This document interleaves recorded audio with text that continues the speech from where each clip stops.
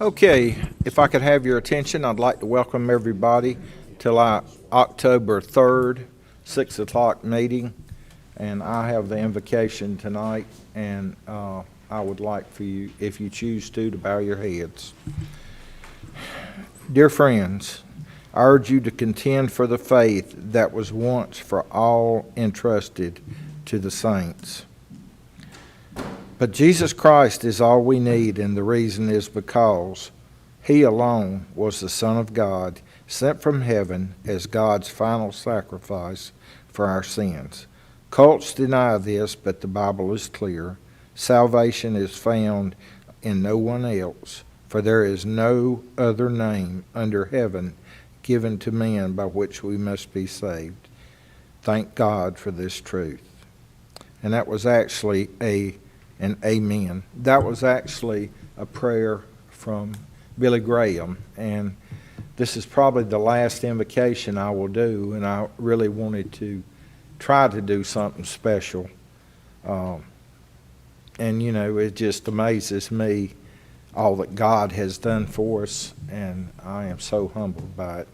Now, we got a young Marine, Lance Corporal Kenneth Parnell. He's going to come to the podium and lead us in our Pledge of Allegiance. I pledge allegiance to the flag of the United States of America and to the republic for which it stands, one nation, under God, indivisible, with liberty and justice for all. Okay. First thing up is Proclamation for Red Ribbon Week. The Red Ribbon Campaign is the oldest and largest drug prevention program in the nation, reaching millions of young people during Red Ribbon Week, October 23rd through the 31st each year. The mission of the Red Ribbon Campaign is to present a unified and visible commitment towards the creation of a drug-free America. The 2022 Red Ribbon Week theme for 2022 is Celebrate Life, Live Drug-Free. And if you would come around here, Lance Corporal Parnell, I'm going to present you with a proclamation.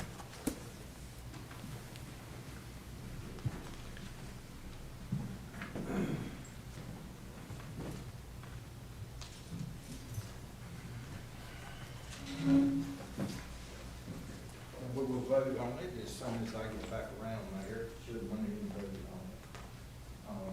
Let me go here.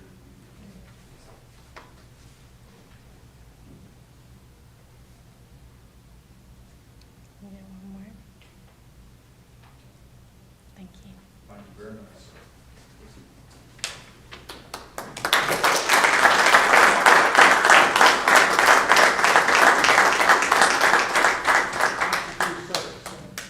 Not yet, sir. I got 4 more years before I serve, sir. Okay, and I'm sorry it's not on my little cheat sheet, but I make a motion that we declare October 23rd through 31st Red Ribbon Week in Union County. All in favor? Aye. Okay. We have no one signed up for informal comments, so we'll pass over that. Okay, we're going to do a public hearing, opportunity for claimant request for fund of excise tax paid to the Register of Deeds office. Anybody here that wants to speak during that public hearing? Okay, I will declare the public hearing closed. Next, we have staff recognition. Is Jennifer Davis here? I'll be taking that. Okay. Well, go ahead, Mr. Manager. Thank you, Mr. Chairman. You know, one of the great privileges that we have as leaders, managers, supervisors in this organization is to recognize those individuals who have been with us for a considerable length of time. And so once a quarter, we gather as supervisors and managers of our employees, and we recognize them in front of their peers. As it is with this board, a tradition to read off those names of the individuals who have had either 5, 10, 15, 20, 25, or 30 years of service. We thought we would do something a little different and let you get to know these employees a little bit better and pay them some additional recognition rather than just reading their names off. So during the awards event that we had a couple of weeks ago, we had a gentleman there who made a video of these individuals getting their awards and some of the things that their supervisors had to say about them. So we thought we'd give y'all an opportunity to put some names with faces and hear a little bit more about these individuals that have been working for Union County for this so long, these years. So with that, if we could start the video.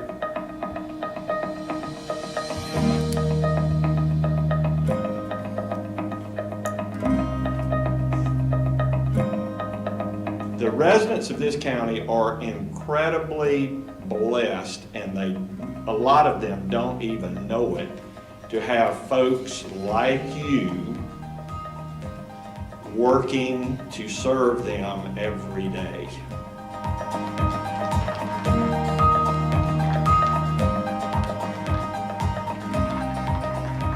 Part of my job is the budget, finance, but also I do campaign finance for elected officials and the people that are filing for candidacy.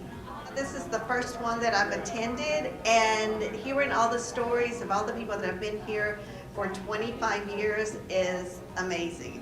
And I hope that I can be here that long.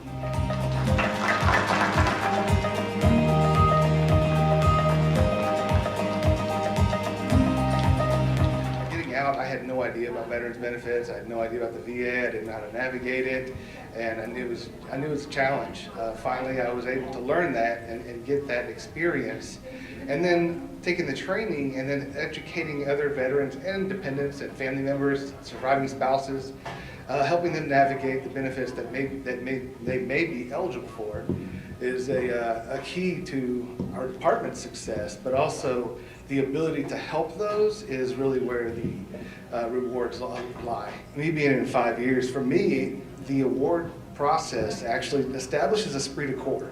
So it lets you know that, hey, we're here, we're pleasant to work with, we're pleasant to work for, and we enjoy the environment, we foster a positive environment.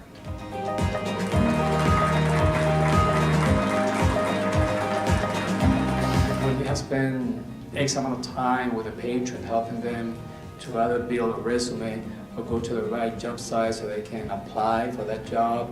And then later on, I mean, for you, it's just another day. But perhaps months down or the next year, they come back specifically with such a gratitude spirit just to say thank you. That lifts you up. Well, I do love the fact that my job allows me to help with these organizations. I'm really passionate about Meals on Wheels. We try to serve, during COVID we served a lot, and we still try to continue, and I'm glad our organization allows us to do that. It means a lot to me to be here 25 years and stay as long as I can. I love the organization, I love people, and I love to be able to help people, and it is a great place to be.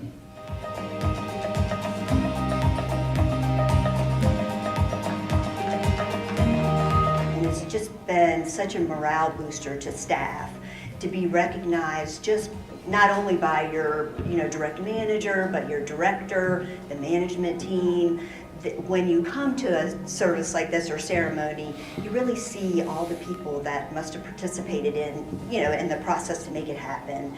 And, and it really, I think, is beneficial long-term to longevity of employees too. When you look out across this group and you hear the stories that were just told, you make a difference in people's lives every day. The variety of activities that go on across this organization are incredible. Time and time again today, it was said and said over and over and over how important it is to you personally that you deliver good service to the residents of our county. And so on their behalf, I want to tell you thank you. And thank you for your service to Union County. Have a nice day.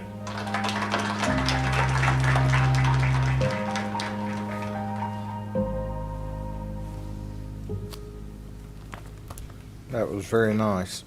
Okay, we go now to the consent agenda. Do I have a motion to approve the consent agenda as written? So moved. We got a motion. All in favor? Aye. Okay. Okay.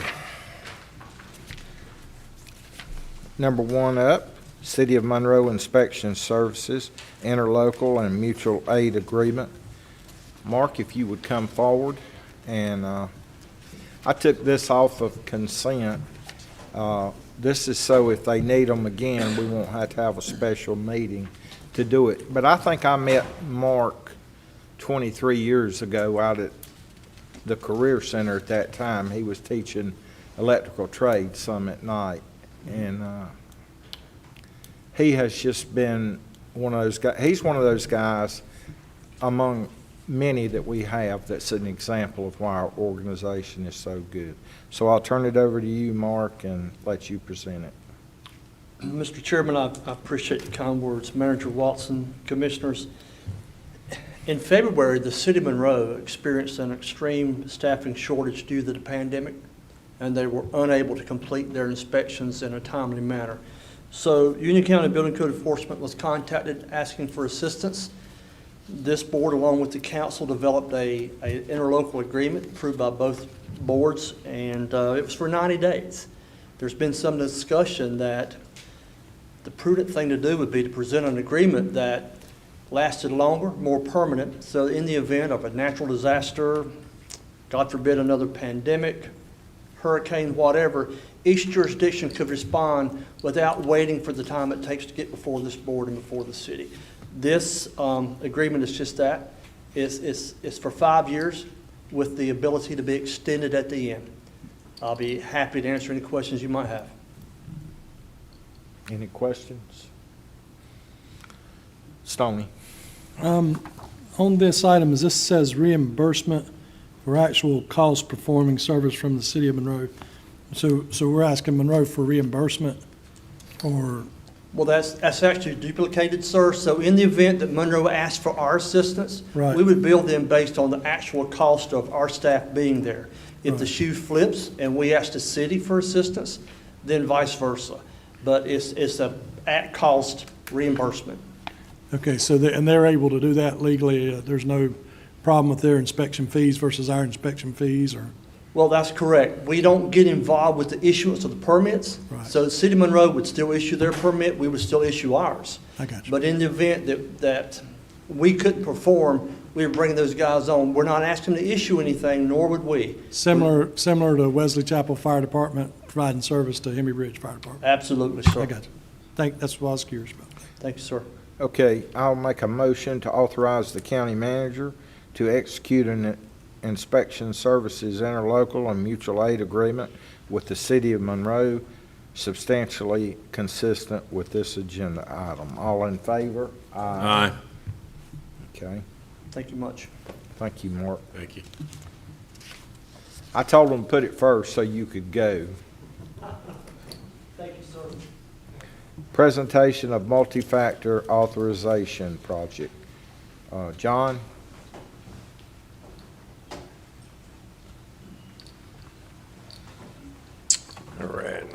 going here.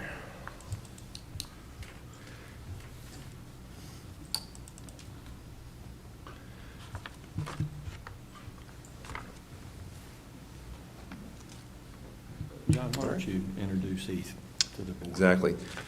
Good evening, Commissioners. My name is John Emilio, as you all know, the Director of Information Technology, and this is Heath Stewart, who is our Information Security Officer for the county as well. We're both going to kind of do like a tag team presentation on multi-factor authentication.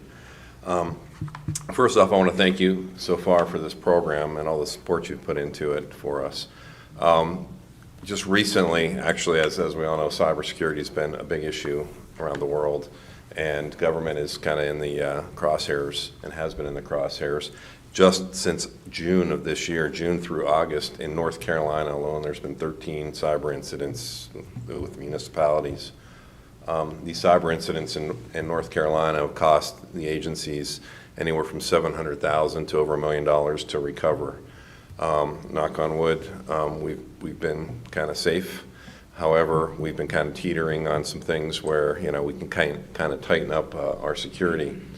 We had an assessment done in the second quarter of this year by an outside agency who went through and kind of tested our environment. And one of their biggest recommendations would be to implement what they call multi-factor authentication, which some of you already have it and are using it. That allows a secondary, basically a secondary level of authentication into our environment. And so it adds another level of security. We also, I'm not sure if you're aware, but our insurance company had recommended, actually they initially weren't going to provide us cybersecurity insurance, but we assured them and provided them a plan of deploying this solution to help secure the county. And with that, they did provide us insurance for the year.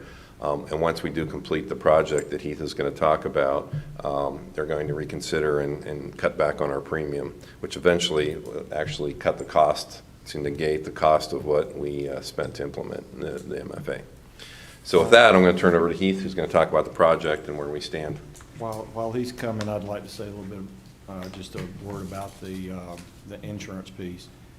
So while our carrier required this of us, they are requiring this of all of the entities that they underwrite. So it wasn't that they single out Union County for any one particular reason. These issues of cybersecurity have become so important in the underwriting process that now they require these types of activities to be implemented and maintained in order for us to actually obtain that coverage. So, Heath. Thank you, Manager Watson, Commissioners. Appreciate your time this evening. As John said, my name is Heath Stewart. I'm the Information Security Officer here at the county. And just a quick background on what multi-factor authentication is. We're all familiar with using a password to log into our accounts, whether it be for banking or social media or anything like that. Multi-factor authentication requires a second factor to verify that you are in fact the person logging in to your account or your device or whatever it may be, which makes it much more difficult for an attacker to do that. About 80% to 90% of cyber attacks come through either phishing emails where they're trying to gather user credentials, or through password spraying where a user will have a weak password, something such as summer 2022 or something of that nature, and it makes it very low-hanging fruit for an attacker to take over that and to compromise that account, send out malicious emails on behalf of that user, and so forth. So multi-factor authentication methods that we use are a smartphone push, a passcode, a voice call, or a USB key.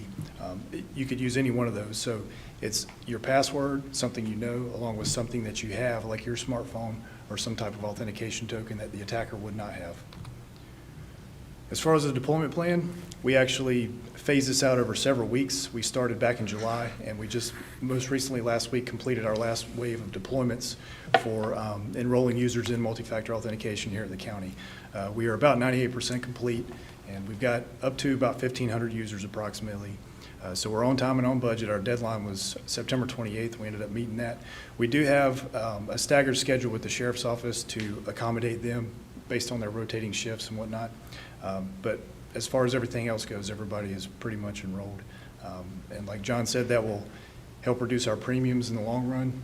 The cyber insurance companies are really harping on, the methods that we put in place to ensure that cybersecurity is at the forefront of the county's operations. So with that, if you guys have any questions, I'd be glad to answer any this time. Any questions? Well, John, I don't know anything about your family tree, but I want to bring this to the attention on Heath. His father was Greg Stewart. He still is. And he retired from the sheriff's department. And I just think it's wonderful when we have second generation people. And I bet you're making a little bit more than your dad did protecting what you're assigned to protect. So he's a Union County product, and we're proud of you, John. I hear nothing but good things. I judge how a person's doing. If I don't hear about them, they're doing a pretty good job, So thank y'all. Thank you, Mr. Chairman. And I want to shout out to Heath because he's been doing a fantastic job. You should all feel comfortable in the role that he's playing in the county. So Okay. Thank you. I had to look at him for a minute the night that the day that he did mine. He had blue jeans on, and I thought, Thank you, Mr. Chairman. okay. Next, call Bjorn Hansen up. Grant application and local match funding request for Bonds Grove Church and Waxhaw Marvin intersection. Thank you, Mr. Chairman, members of the board, Manager Watson. This is a request in coordination with the Village of Marvin to submit an application to the Charlotte Regional Transportation Planning Organization for an intersection project at this location, Bonds Grove and Waxhaw Marvin Road. This is on our critical intersection network that has been recently updated in 2019. This network of 15 intersections has been our priority for the last few years, in addition to unfunded intersections from 2016 that we're still working on.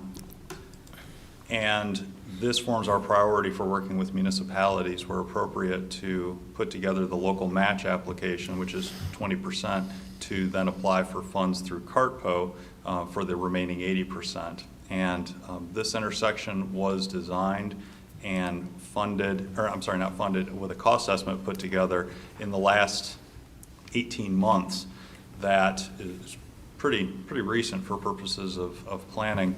And the intersection design that was selected at this location was a roundabout. It was chosen by the Village of Marvin. It was widely supported by the residents through public outreach. It was endorsed by the County Commission. So this is the application cost estimate that we're using. The local match is the $1.09 million. You approved a $500,000 critical intersection local match program earlier this year that would accrue over 5 years, and the Village of Marvin at their most recent meeting approved the funds above and beyond $500,000, which totaled approximately $580,000.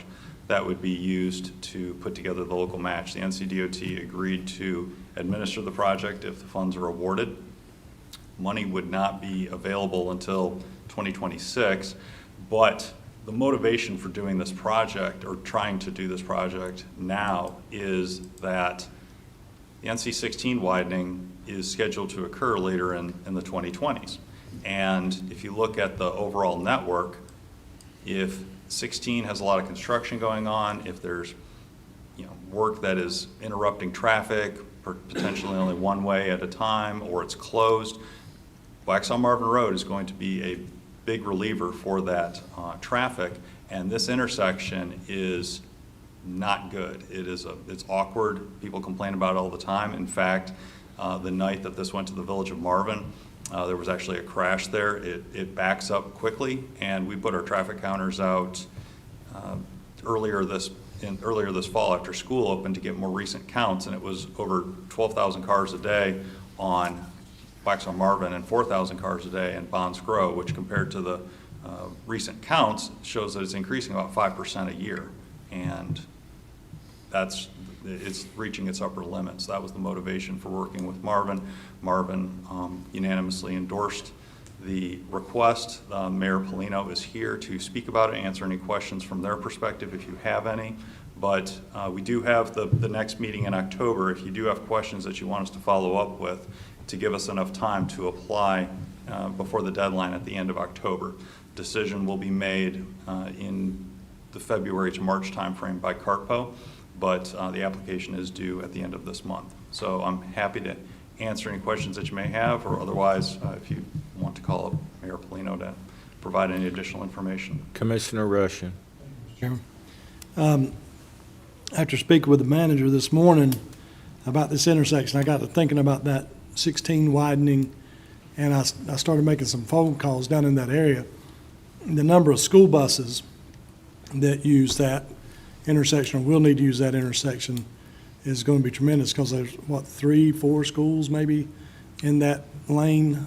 You got Kensington, we've got Sandy Ridge in that area, Marvin. So you got a lot of schools that are going to need that as well. I did have a problem with the county putting all of our eggs in that one basket. So I asked about some other alternative funding that could be used, not only by maybe Marvin, but possibly Waxhaw and Union County.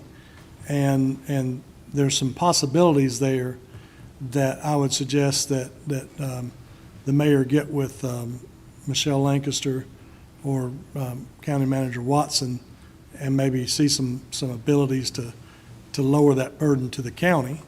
Plus the county maybe could use some of that same funding, but I'll let them figure that out. When 16 is widened, there's got to be an alternative. So, when you said that, again, it just, hit right back to where I was thinking this morning, is that we've got to do something. I've always wondered where they would go, and that's the alternative. So, has there anybody from Waxhaw been reached out to see if they're interested in? I guess the mayor could answer that question. Well, we do have some additional information even since the last time that this went before the Village of Marvin, which was the village recently received funding with commitment by them as well to put in turn lanes and put in a signal at the intersection of Bonds Grove and NC-16, which is additional motivation to improve this intersection because it's going to make that intersection easier to use. They didn't ask the county for any money, and also at the intersection of 16 and 75, which is one of our critical intersections. Actually, both of these are critical intersections. They are looking to apply to CARPO this fall for a $4 million project to improve the approaches to that intersection, which are bad. And they didn't ask us for any money there either. So from their perspective, they've just committed approximately $1 million to 2 intersections that are on our critical list. So they declined participating in a partnership on this application. Is there any way of getting any of this moved up? What moved up? Any of the roundabout? That's actually, I'm glad you asked that question. What we would look to do, and we've had informal conversations with DOT and we think it's viable. That's called cash flowing the project, where if we get the money programmed at some year in the future, if there's justification such as 16 widening, making sure we get this thing delivered before the 16 widening starts to affect traffic, they can justify essentially fronting the money to get it built sooner and then drawing down those grants as they come due in the federal cycle. So yes, that is a benefit and something that we would like to do, but that's after we would receive funding for the project. And, as a board, we supported infrastructure at our last meeting. We passed a resolution supporting infrastructure. And road infrastructure, while we can't do much about it, we don't own an asphalt truck, that's what I tell people. We can't fill in potholes. But, any pressure or any push that we could get for this, and any availability of money, alternative sources, so we don't drain that pot for other critical intersections. If y'all can bring those options to us at the next meeting, do we need a vote on that, or, I mean, I know we talked about that before. We've got a matter to vote on tonight. Is that part of it, or? I don't know where No. else to get money in 2 weeks to. No, I mean, accommodate the application. alternatives, like I said, the manager before the meeting expressed there is a possibility of some type of alternatives. So that said, you looking for $500,000 commitment tonight or next meeting? Next meeting at the absolute latest. Okay, so,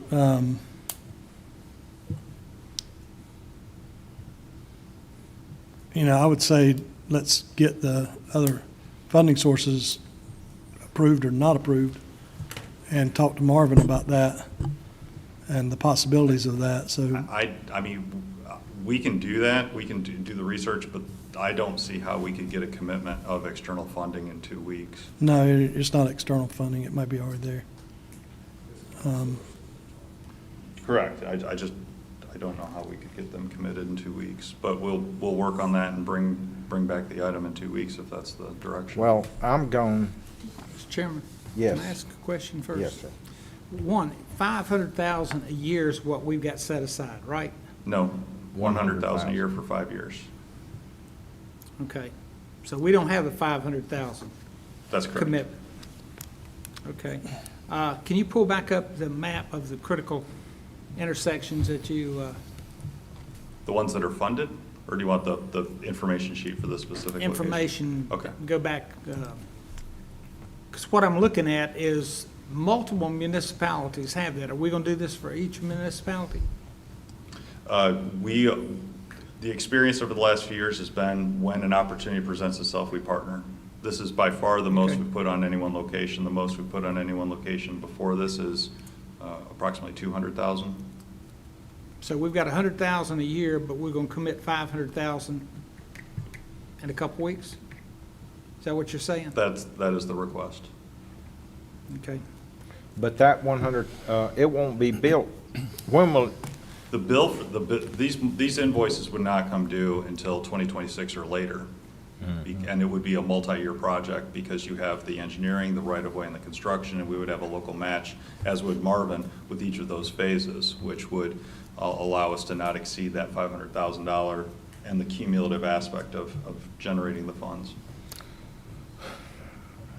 well, I'm going to support the action, and we'll call a vote, to commit 500,000 which would be 100,000 over the next 5 years, because there is a tremendous amount of traffic going through there. And as you said, Bjorn, when they start work on 16, it's going to dump more traffic on that road, isn't it?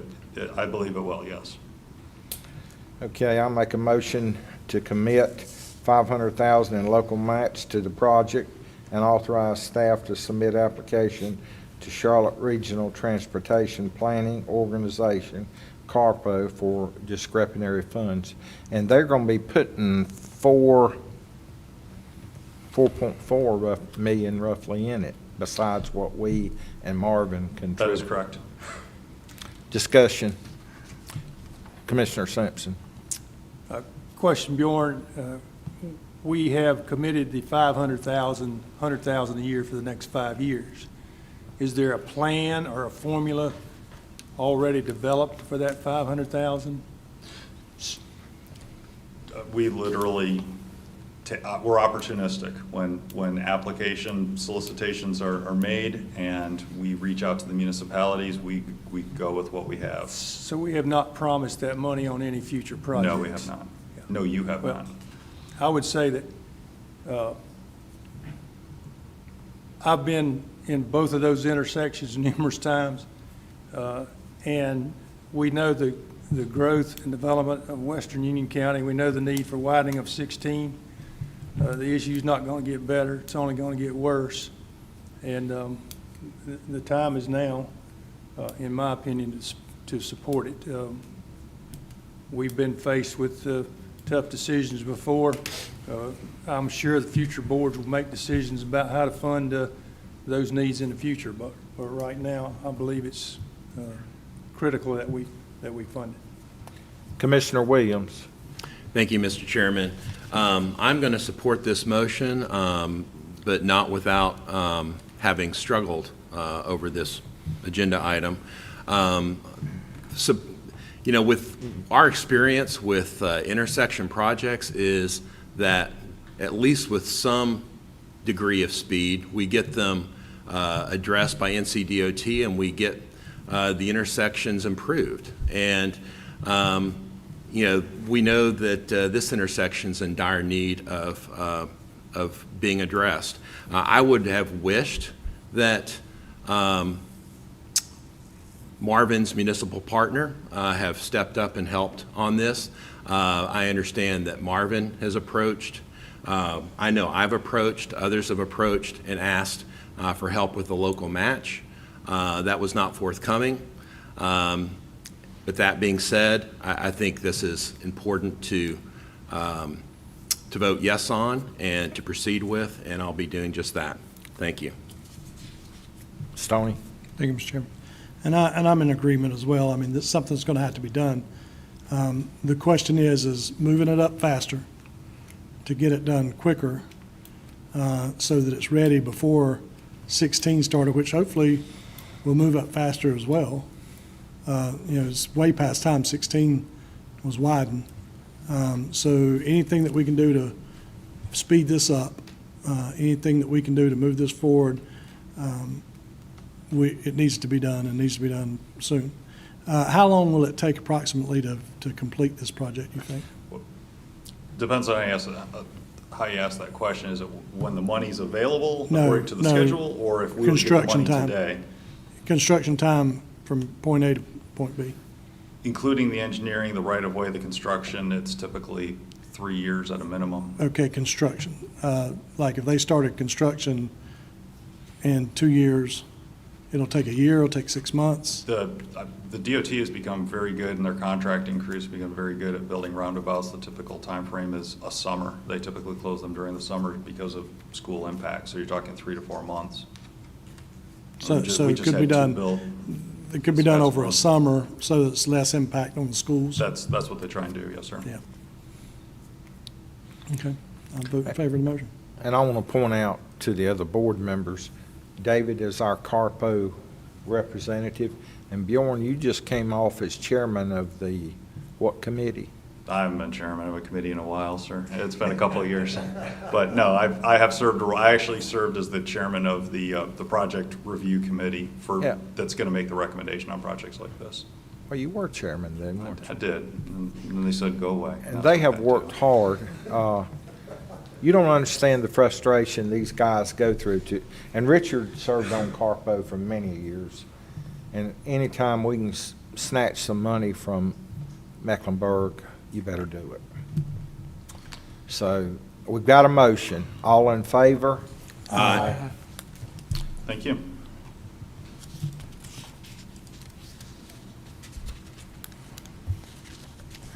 Mayor, do you want to talk? You want to let Mayor talk? Well, I can let him talk, but you're better off to not talk and get what you want than talk and not get what you want. He came all this way. If I can, just say thank you. Yeah, come up. Thank you all for allowing me to speak and, you know, thank you for that decision. I can tell you the decision is just as tough for us because we're looking down the road. But to your point, I think that you made, anytime you can get money from CARPO, you got to take advantage of it. And the timing is, I mean, we're still looking 4 or 5 years. And I will tell you this, we did reach out to Waxhaw and, you know, they weren't necessarily interested, even though most of their cars, I would argue, would be from Waxhaw for that intersection. But we're still moving forward to the point where we will also are considering a bond to not only finish the rest of the roads, that we only own half of Marvin's roads, but to also encapsulate those areas, because our frustration is really with DOT, and there are delays for whatever reason. So we've approached them in the fact that said, allow us we're going to consider a bond, and if we're able to get it passed through the community, we want to include these future roundabouts, and any kind of participation from the county level is certainly much appreciated. We've put officers on corners just to make things safer at our cost for all of the other communities. But I appreciate and I certainly understand the concern of all of that because of the amount of money and putting the funds in there, but we do appreciate it, and we're struggling with how we're going to get that done and where we can find funding too. So, Yes, sir. And Mayor, I would suggest talking to Mark and Michelle and see if there's some possibilities to offset some of your costs. I'd hate to see they answered a question for me today that might be relevant to you as well, and may not be, but at least since they went through the trouble today, ask them and see what they've got possibilities. we'll certainly do that. And again, the reason for the bond is, my argument is, let's do it in today's dollars, because every year that goes by, we're on the hook for 50% of the overruns. And we started the one that's still not completed yet, and we're still on the hook for 50% of that. So that's kind of the reason for the push of the bonds, how we can get it. And if DOT is willing to work with us or any other funding sources, we are certainly open to that. So, Thank you, Joe. thank you. Thank you.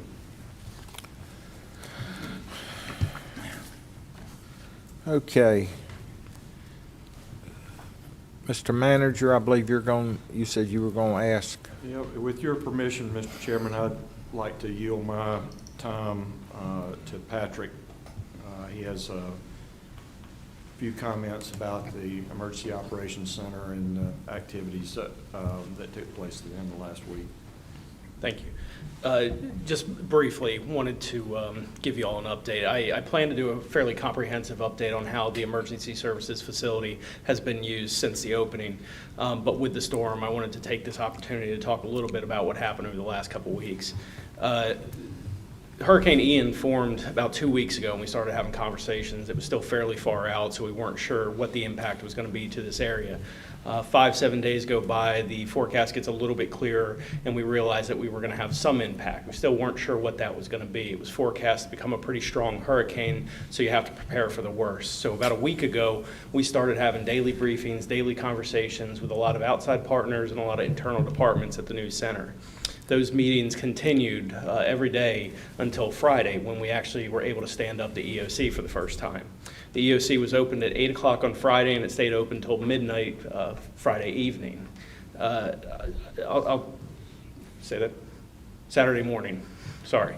There were a lot of folks that helped plan for this event, which, as it turned out, didn't turn out to be much of an event at all. We didn't get the rain and wind that they were calling for at one point, which is a good thing. But again, we had to prepare for if that storm was going to come through. We knew we weren't going to get the devastation that they saw in Florida, but there was a possibility for it to be a very strong storm. So just real quickly, I want to thank some of the partners that helped with that.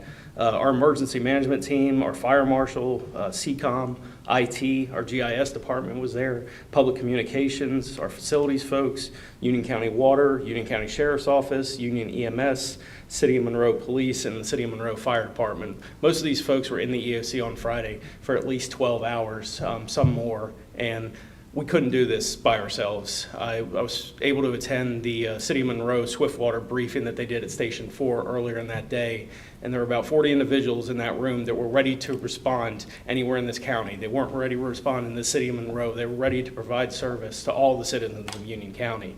And I will tell you that I've been through a few of these weather events, and what we were able to accomplish because of the new facility, the cooperation, the communication, we have not had that ability before. So thank you all. Thank you to the voters of Union County, and thank you to all the partners that helped make this a successful operation. Again, the storm wasn't as severe as we thought it might be, and that's a good thing, but it was a great test of the work that we've done over the past several years. So thank you all. And board members, Commissioner Helms and I were out there, and emergency manager Andrew Ansley, he showed us the process, and they had everything covered. They had a procedure for everything. He showed us how, if something happened. And when I got home, I told my wife, I said, we're not going to have nothing. And she said, well, how do you know? They had sort of a different projection that we were seeing there, and it showed it was really going way to the east of us. And so I was impressed. It's a really nice facility, and I'm proud that we have it and the people we have running it. Thank you, Patrick. Yes, sir. Commissioner Simpson, comments? Commissioner Rushing. Thank you, Mr. Chairman. Today's my dad's birthday, so I wish him a happy birthday, and that means 2 commissioners up here in a month will be same age as he is, so I can't wait to wish you both a happy birthday, Commissioner Simpson and Commissioner Ray, in a month. It was, I like to tell this story that Crystal Gilliard showed me the book and how they were making the records and archiving the records, and the book she just happens to have was my dad and your 2 birthdays in it. So again, happy birthday to my dad, and getting ready for your guys' birthday as well. Thank you. Commissioner Helms. Well, I just want to say, like the chairman said, I had the privilege of seeing them kick off the EOC, and Patrick hit nail on the head. It was a community event, and it was obvious that it was planned and orchestrated out, and this county is very blessed. I mean, talk about Swiftwater, there's three units, 2 Monroe and 1 Baker's. So this county was prepared for that event, and we were blessed that we didn't have to execute. So thank all that participated in that, the manager as well.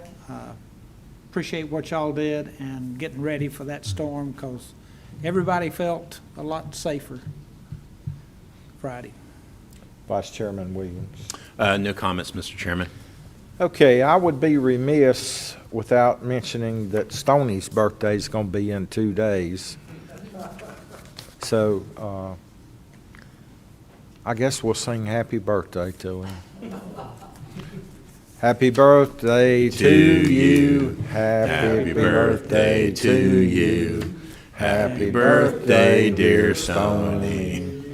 Happy birthday to you. I do not have the Cat in the Hat birthday hat that I got a couple of years ago. It was held in the evidence room at Monroe Police Department.